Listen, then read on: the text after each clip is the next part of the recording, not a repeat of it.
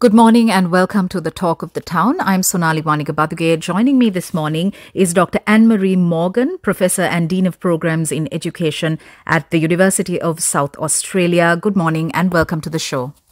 Good morning and thank you for inviting me.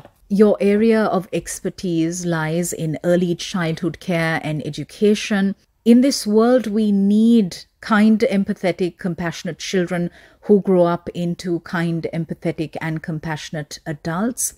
Speak to us about the nexus between early childhood education and a child's future. You're absolutely right that the need is for compassionate, kind, respectful, knowledgeable adults, and the route to being those kinds of people in adulthood lies in what happens in the very early years. We know from research that the experiences of children from 2 to 6 forms the platform for how they deal with the world beyond that. So if we can introduce early childhood programs that address those needs and provide for those children so they are happy and safe and comfortable and understand their role in society, we can help prepare a better adult society. Since you are speaking from an Australian perspective and also from an academic perspective, the situation in Sri Lanka when it comes to early childhood education is quite different because there is such a massive deprioritization of learning in nursery and early childhood education in general. Even basic skills sometimes on empathy, kindness, compassion are taught probably in university, and by that time it's too late. What's your comment on this? What a great question, because it is too late. We must take advantage of those really formative years when knowledge is being laid down, when attitudes are being formed, to begin to shape the individuals of the future.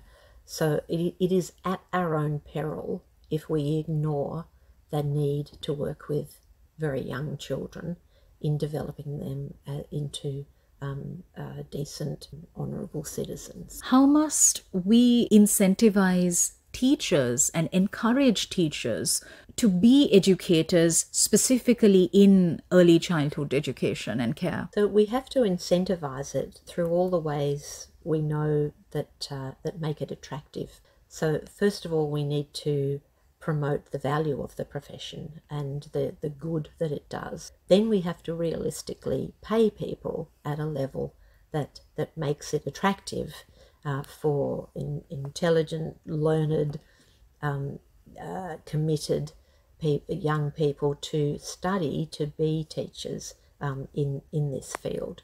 We have to build the status of teachers so that they are valued and recognised in society.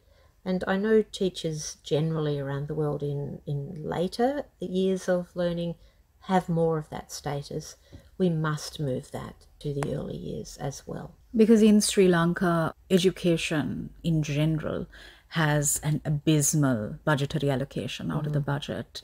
And early childhood education has a very, very, very low amount out of that abysmal amount. Yes.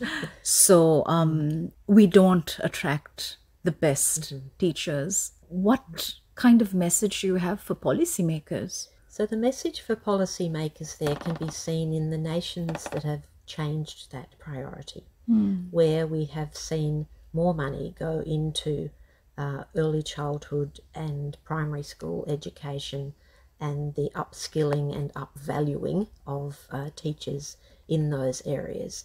Where education is prioritised, everything else follows.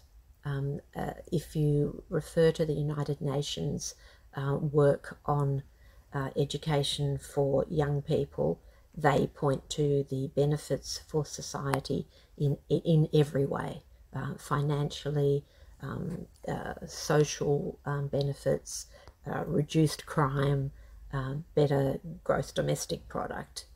So really the examples are crystal clear that very early and valued education with money behind it will give you better outcomes. All right. Hopefully we have at least one policymaker listening to this interview on so. radio.